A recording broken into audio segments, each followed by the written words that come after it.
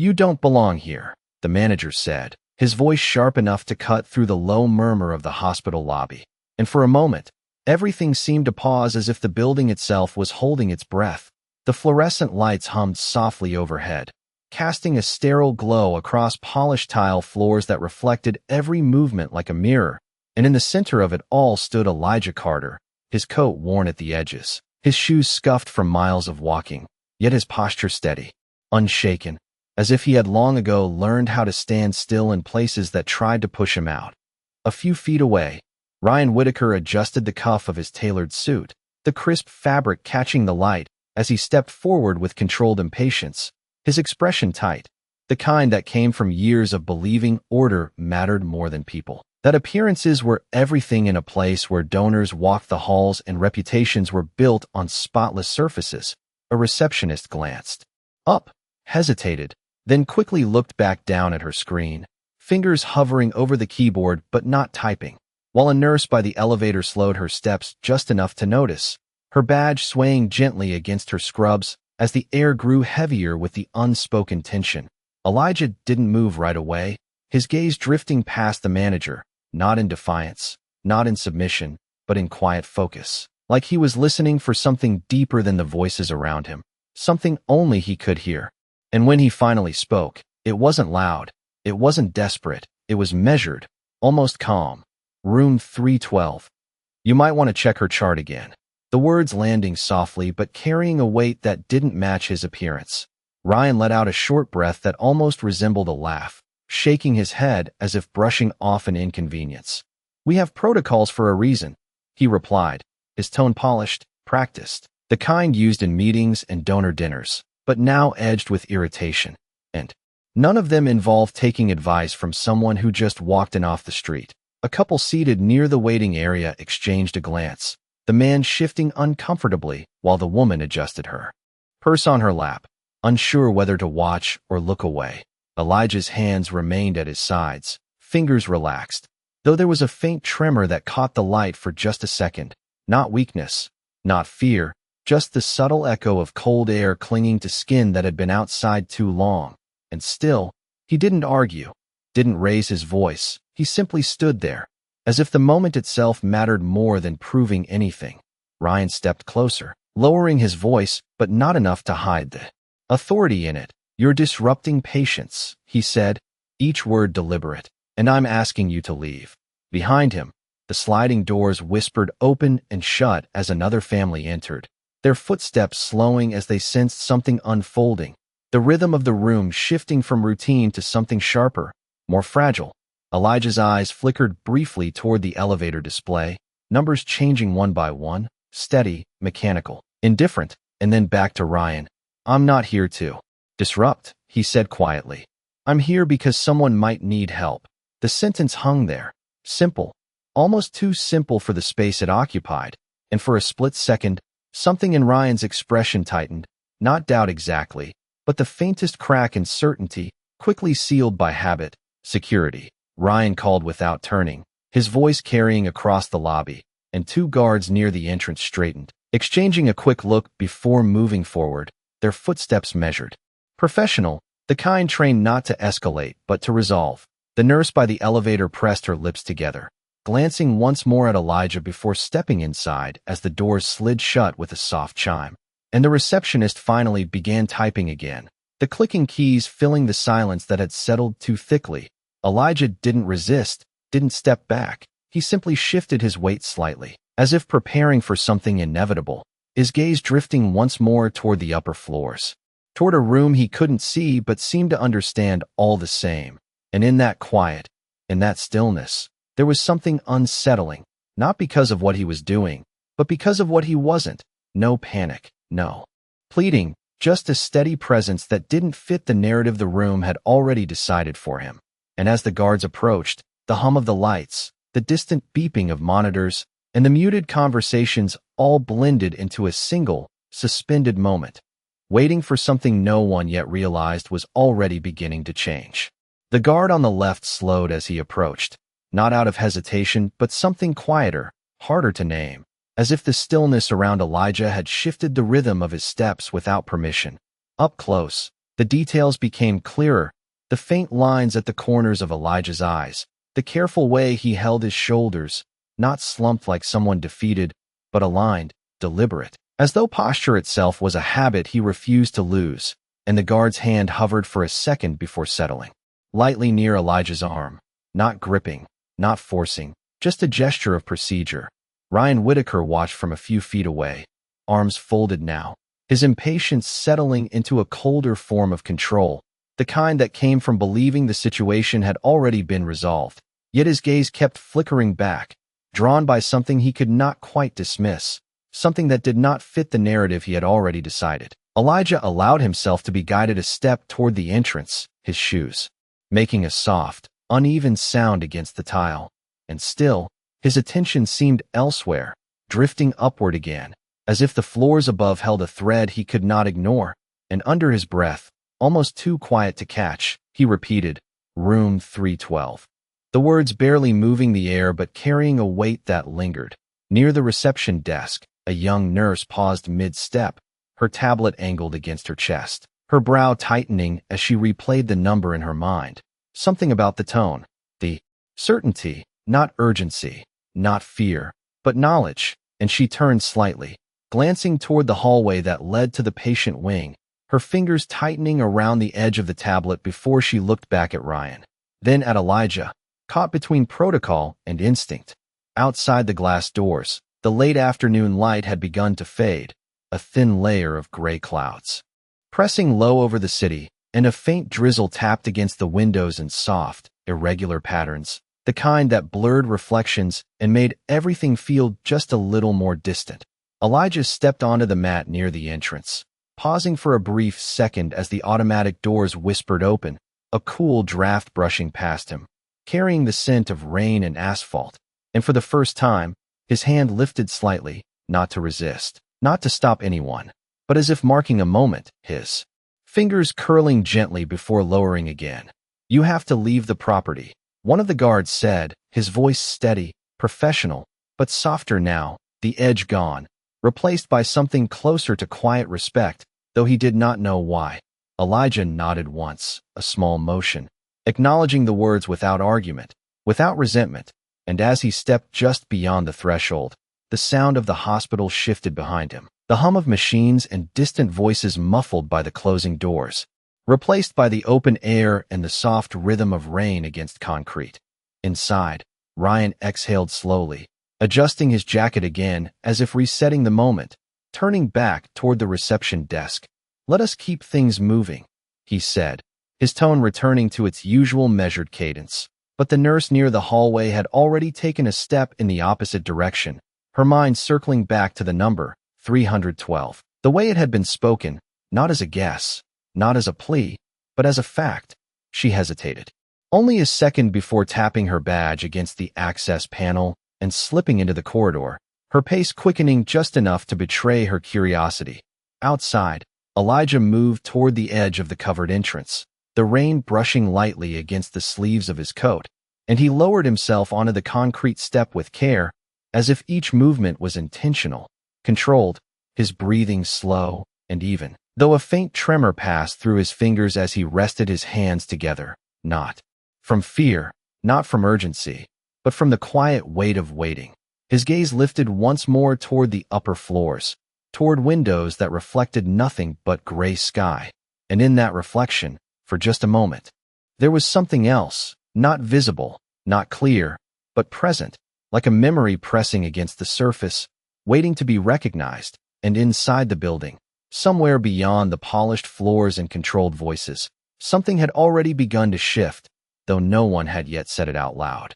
The corridor lights flickered faintly as the nurse moved quickly toward room 312, her sneakers whispering against the polished floor, the sound barely audible over the distant rhythm of monitors and low voices behind closed doors, and with each step, the number echoed louder in her mind, not as a random guess, but as something precise, intentional, the way Elijah had said it, calm and certain, as if he had already seen what she had not. She reached the door and paused, her hand hovering over the handle for a brief second, a subtle hesitation born not from fear, but from the strange feeling that she was about to confirm something she did not yet understand. And then she pushed it open gently, the hinges releasing a soft, controlled sound as the room came into view. Inside, the air felt different, heavier, the steady beeping of the heart monitor creating a fragile rhythm that seemed just slightly off. Not alarming enough to trigger immediate panic, but not right either, and the patient lay still beneath crisp white sheets, her face pale against the pillow, an oxygen line resting carefully beneath her nose. Everything appearing normal at first glance. Everything exactly as it should be. The nurse stepped closer, her eyes scanning the chart displayed on the monitor, numbers shifting in quiet patterns, stable on the surface. Yet something about the pattern felt wrong, subtle, almost invisible unless someone knew exactly where to look, and her brow tightened as she leaned in, adjusting the angle of the screen, her fingers moving with growing urgency as she pulled up the detailed readings. Outside the room, another nurse passed by, slowing slightly as she noticed the door still open, but continued on, unaware of the shift unfolding inside. The first nurse's breathing became more focused, her attention narrowing as she traced the data line by line, her training guiding her instincts. And then she saw it, a small inconsistency buried within the chart, a discrepancy between the recorded medication dosage and the patient's current response, something that could easily be overlooked during a routine check, something that did not immediately trigger alarms, but quietly placed the patient at risk. Her heart skipped once, not from panic, but from recognition, and she straightened quickly, pressing the call button on the wall, her voice steady but sharper now as she spoke into the intercom, requesting immediate review.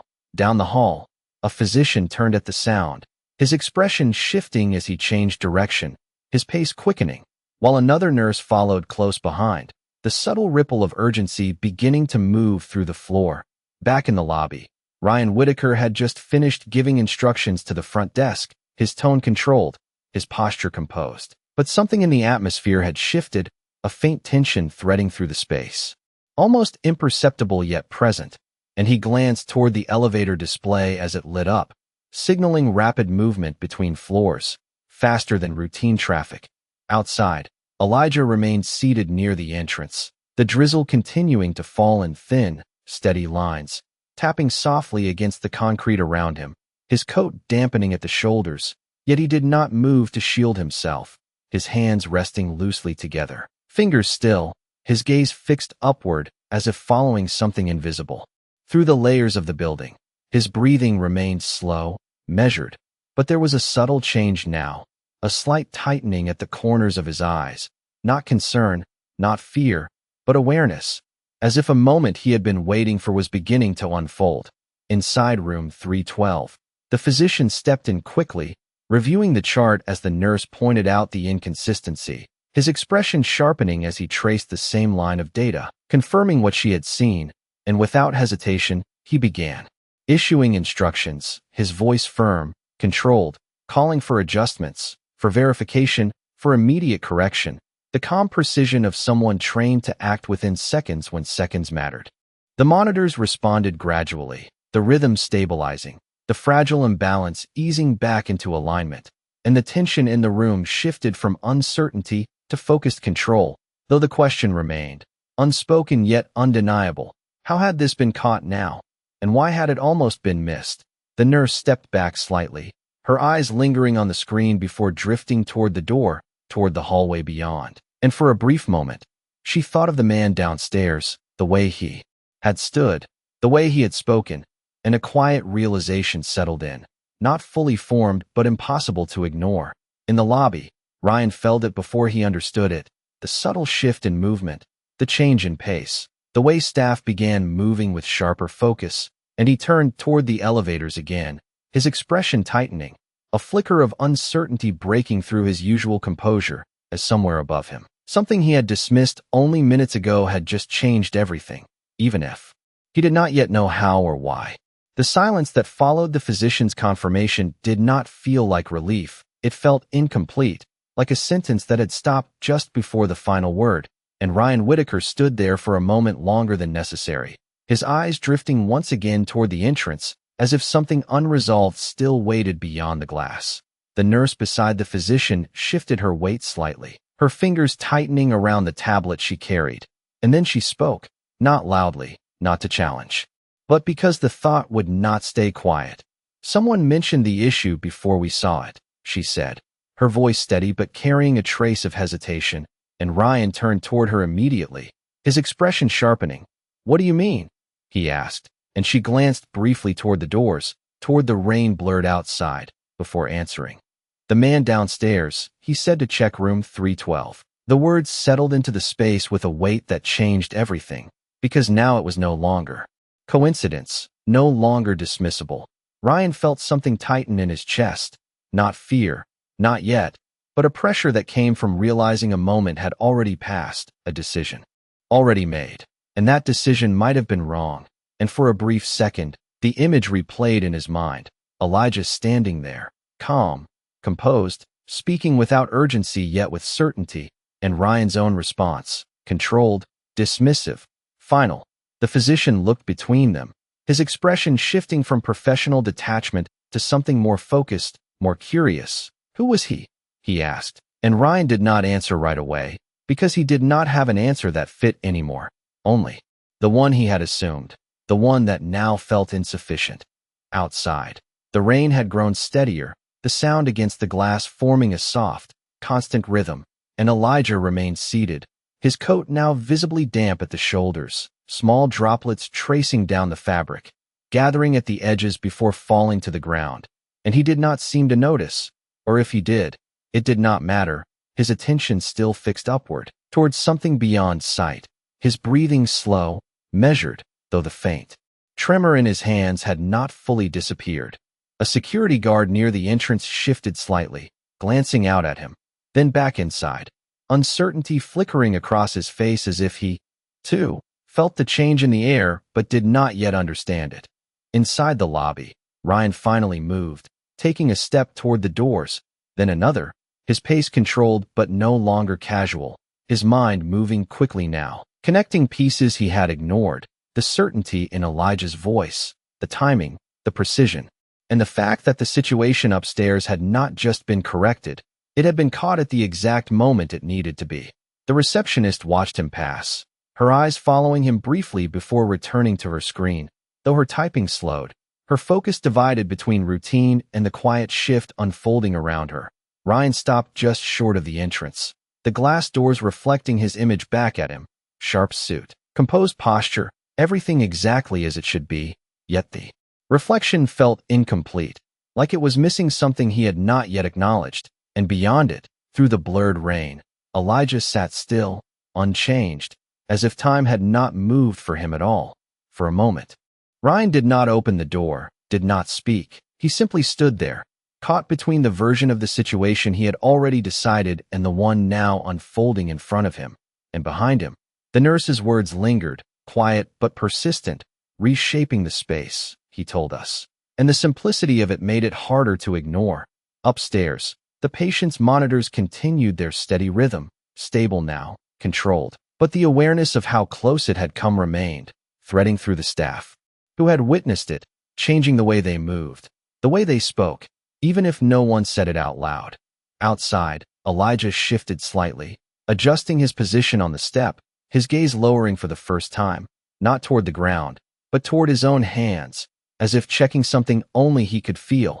And then, slowly, he looked back up again, his expression unchanged, calm, patient, as if whatever needed to happen next was not something he needed to rush, only something he needed to be present for. And inside, just beyond the glass, Ryan Whitaker finally reached for the door, his hand hovering for a brief second before making contact, the moment stretching just long enough to feel the weight of what he was about to face. The glass door opened with a soft hydraulic sigh, and a cool gust of rain-scented air slipped into the lobby, brushing past Ryan Whitaker's collar as he stepped outside. The difference between controlled climate and open weather immediate and unmistakable, and for a brief moment he paused beneath the overhang, as if adjusting not to the temperature but to the shift in control, because out here, nothing responded to his authority. Not the rain, not the passing cars, not the man seated quietly a few feet away. Elijah Carter did not look up right away, his gaze still lifted toward the upper floors as if finishing a thought only he could hear. The steady drizzle tracing faint lines down his coat, collecting at the seams before falling in soft drops to the concrete. And when he finally lowered his eyes, it was not in surprise, not in reaction, just acknowledgment, calm and measured. Ryan took a step closer, the polished sole of his shoe meeting damp pavement, a subtle contrast to the spotless floors he had just left behind, and he cleared his throat lightly, the sound feeling more formal than necessary in the open air. "You mentioned room 312, he said, keeping his tone even, controlled, though something beneath it had shifted, something less certain. "How did you know that?" The question hung between them, carried briefly by the rain before settling into stillness. Elijah's hands rested loosely together, fingers interlaced, the faint tremor still present but quieter now, and he looked at Ryan without urgency, without defensiveness, as if the answer was not something to be delivered quickly, but something that had already been understood long before the question was asked. "Patterns," he said simply, his voice low but clear, the word landing with more weight than its simplicity suggested. Ryan frowned slightly, not in disbelief but in frustration, because the answer did not fit into the structure he was used to. It did not explain enough. It did not restore control. "Patterns do not give you room numbers," he replied, a sharper edge slipping into his voice, and Elijah tilted his head just slightly, as if considering the statement, then looked past Ryan for a brief second, toward the glass doors, toward the movement inside, before returning his gaze. "They do, if you know where to look," he said, still calm, still steady. A car passed slowly along the curb, its tires hissing against wet asphalt, headlights reflecting in fragmented streaks across the pavement, and the sound filled the brief silence that followed, giving Ryan a moment to process, to recalibrate, because nothing about this exchange was unfolding the way he expected. There was no defensiveness, no attempt to prove anything, just quiet certainty that refused to be pushed aside. Inside the lobby, the security guard near the entrance shifted again, watching through the glass with a subtle tension, aware that something beyond routine was happening, though he could not yet define it, and a nurse passing behind him slowed just enough to glance outside, her attention pulled by the stillness of the two figures beneath the overhang. Ryan exhaled slowly, the breath visible for just a second in the cooler air, and he adjusted his stance, grounding himself in familiarity. "If you have information that affects patient care, you need to report it properly," he said, the words returning to protocol, to structure, to something he understood, and Elijah nodded once, a small, acknowledging motion. "I did," he replied, and the simplicity of it landed harder than any argument could have, because it reframed everything that had just happened, not as disruption, not as intrusion, but as action taken within the only space available to him. The rain continued its steady rhythm, soft but persistent, filling the silence that followed, and Elijah leaned back slightly, shifting his weight with quiet care, his gaze lifting once more toward the upper floors, as if confirming something unseen. And then he spoke again, softer this time, almost reflective. "She is stable now." Not a question, not a guess, but a statement, and Ryan felt it, the shift, the realization, settling deeper, because the man in front of him was not reacting to the situation, he was tracking it, understanding it in real time without being inside, without access, without permission. For a brief moment, Ryan did not respond. The structure he relied on offering no immediate answer, and the sound of the rain filled the space between them, steady, unhurried, as if time itself had slowed just enough to let the weight of the moment settle fully. And standing there beneath the gray sky, with the hospital behind him and the unknown in front of him, Ryan Whitaker felt something unfamiliar begin to take shape. Not yet acceptance, not yet understanding, but the undeniable sense that the situation was no longer defined by his assumptions, and that the man he had dismissed was standing at the center of something far larger than he had allowed himself to see. The rain softened just slightly, shifting from a steady fall to a fine mist that hovered in the air, and for a moment, the world felt quieter, as if something unseen had settled into place, and Ryan Whitaker stood there, his posture still controlled but no longer rigid, his eyes fixed on Elijah Carter with a focus that had replaced dismissal, replaced assumption, replaced certainty. Inside the hospital, Movement continued, but it had changed, the rhythm sharper, more aware, and in the administrative corridor above the lobby, a door opened quickly, footsteps echoing with urgency that did not belong to routine, and within seconds, Dr. Jonathan Hale appeared at the end of the hallway, his expression already shifting before he reached the elevator, as if he had been told something that did not fit, something that required immediate confirmation. The elevator descended faster than usual, each passing floor marked by a soft chime that carried further than it should have, and when the doors opened,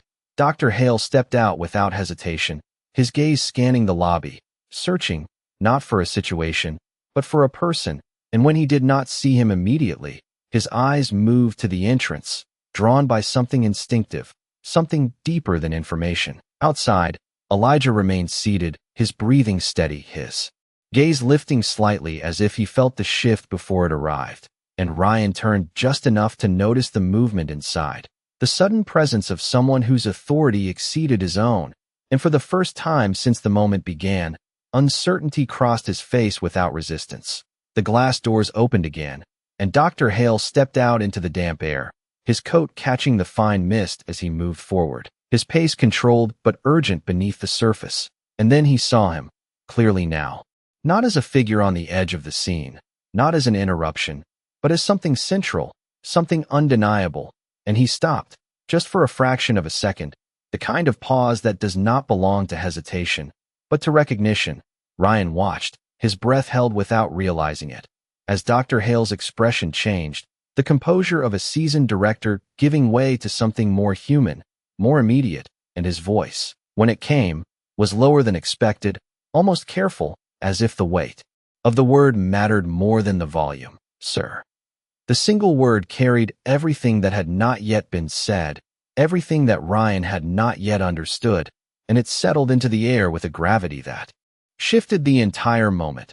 Elijah looked up fully now, meeting Dr. Hale's gaze, and for the first time, there was a flicker of something in his expression, not surprise, not pride, but recognition returned, quiet and steady, as if this meeting had been inevitable rather than unexpected.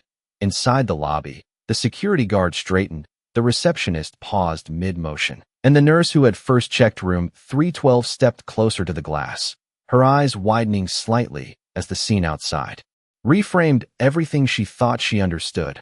Ryan felt it then, not as a sudden realization, but as a slow, undeniable shift, the structure he relied on rearranging itself without permission, because the way Dr. Hale stood, the way he addressed Elijah, did not align with anything he had assumed, and the absence of explanation made it heavier, not lighter.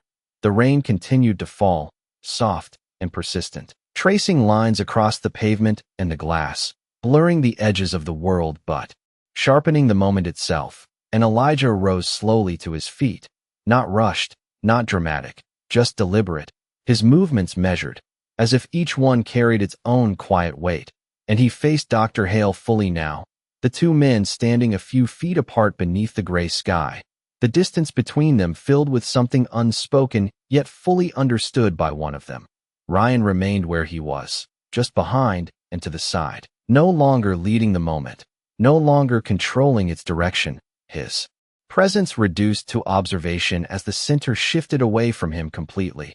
And in that shift, something else became clear, something he could not ignore anymore, that the man he had tried to remove from the space had never truly been outside of it, that he had been connected to it in a way that did not require permission, did not require acknowledgement, and now, standing there as the rain continued to fall and the silence deepened, Ryan Whitaker realized that whatever came next would not be defined by his authority, but by a truth he had not yet been allowed to fully see. Dr. Jonathan Hale did not step any closer at first, as if the distance between them held meaning that could not be rushed, and the rain traced faint lines down his coat while his eyes remained fixed on Elijah Carter with a clarity that erased any doubt about what he was seeing. Not a stranger, not a disruption, but someone whose presence carried weight long before this moment.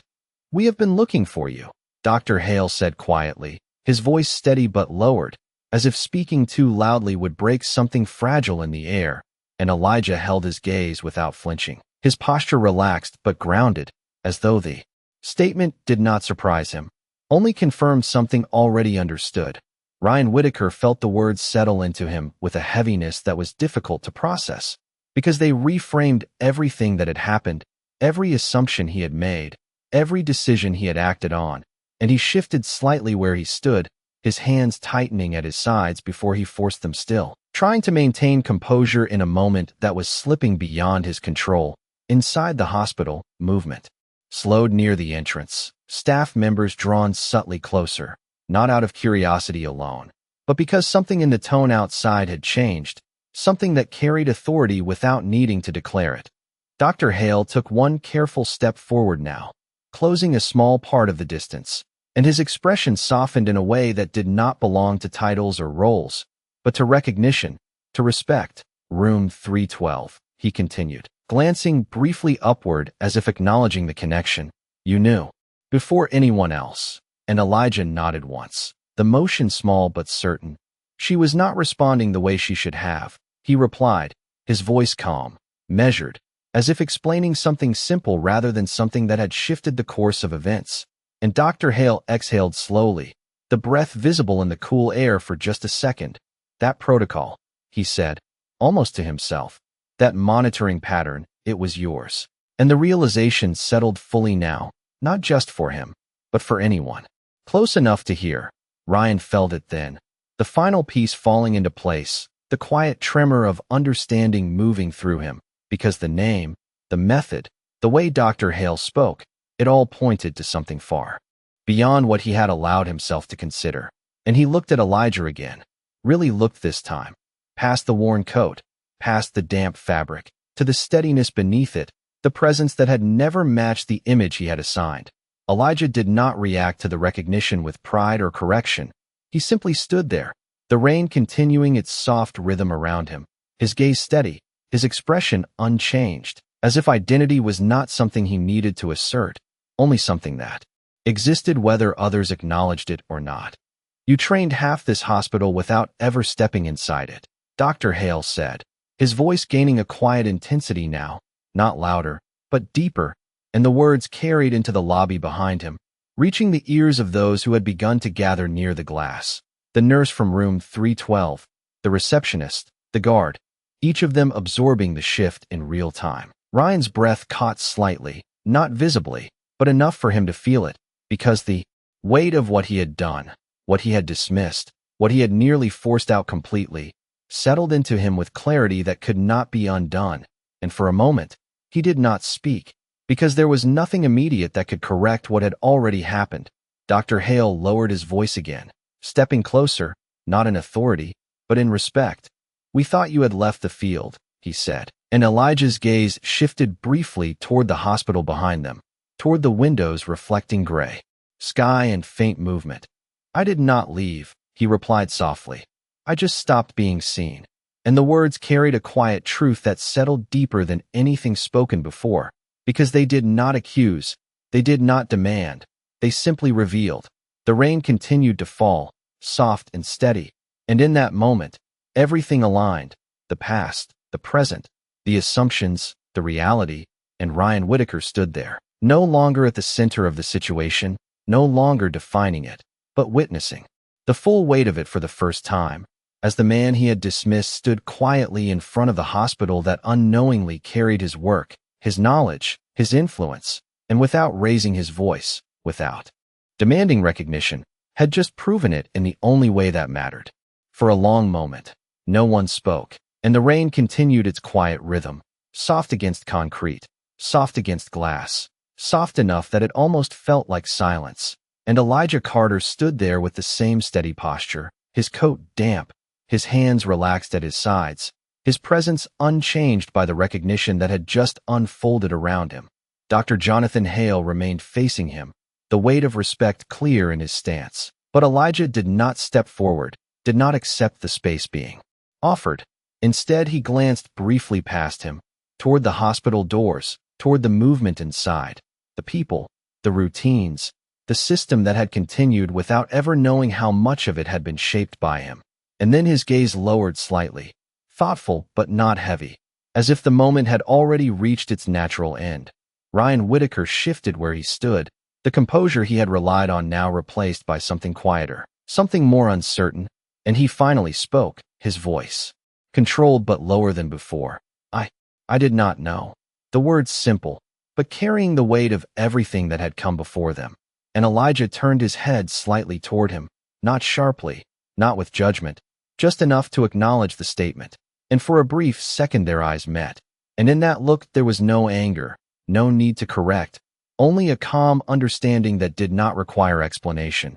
You were doing your job, Elijah said quietly. His voice even, not defensive, not dismissive, just factual, and Ryan felt the words settle deeper than any apology could have, because they did not accuse him, they did not absolve him.